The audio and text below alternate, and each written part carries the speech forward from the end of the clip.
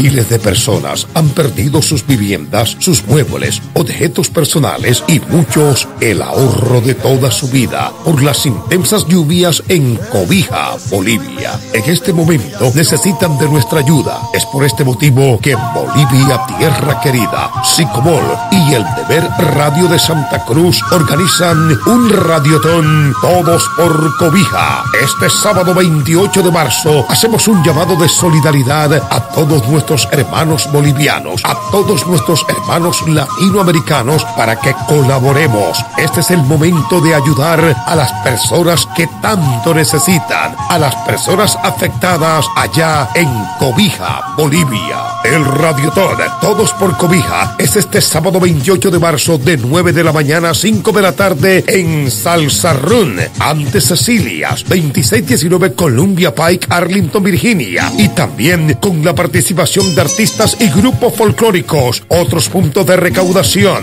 de 9 de la mañana a 4 de la tarde en Cynthia's Bakery 1 y 2, Luz Milas Restaurant y Milán Latinos Bakery. Les esperamos. Gracias por su ayuda y que Dios le bendiga. Hoy todos debemos ayudar a Cobija.